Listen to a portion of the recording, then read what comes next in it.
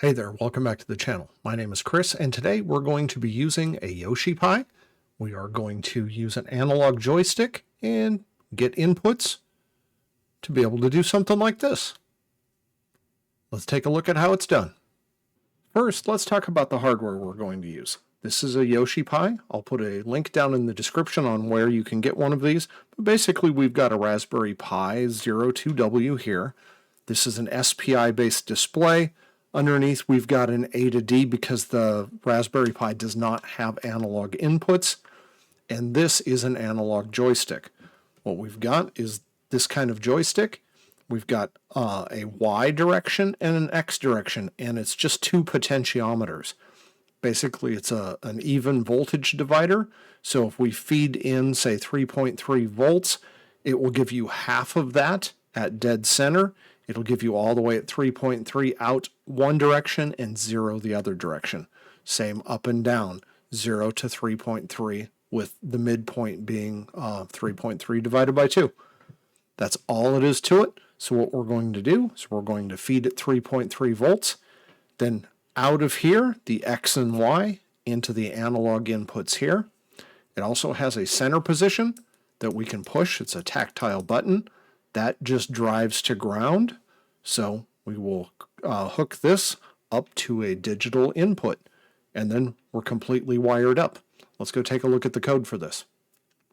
The application is really simple. Basically, I've got three things. The application entry point, which is kind of the main controller. Then I have a service for the display, and then I have a service for the input being the joystick. The display service, let's go take a look at it real quick. I'm using micro layout in order to draw this, and basically it's just 5 boxes. The center square and then the rectangles. Those are just empty, non-filled boxes. So you can see here's an example. The up box, it is not filled, and it has a color. And then we can do a set X value or set Y value, or the center if you set the button state. If you click the button, it's just a Boolean, so we just change it to is filled, fills it in with the color. The X and Y, it's slightly different.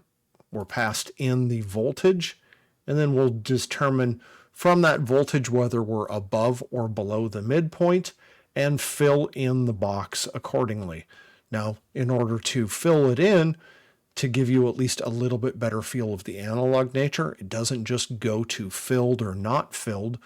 We actually adjust the HSB, so really the brightness of the color, based on how far the analog is pushed in one direction or the other. So it's black in the center, and all the way to one direction or the other, it'll be cyan. And in between, it will be some brightness of cyan. So it's full bright all the way up, left, right, or down. The other service is this input service. You can see we've sent in 3 things. We've got the digital interrupt port for the push button.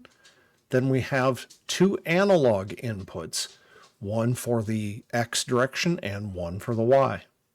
Looking at a couple of events, the button state change, and then the X and Y value changes. Those simply call over to that display service to either set the X value, set the Y value, or do the button click itself. That's all there is to this application. It's really quite simple. I'll put a link to the code down in the description as well. That's all I've got for you today. Thanks for watching.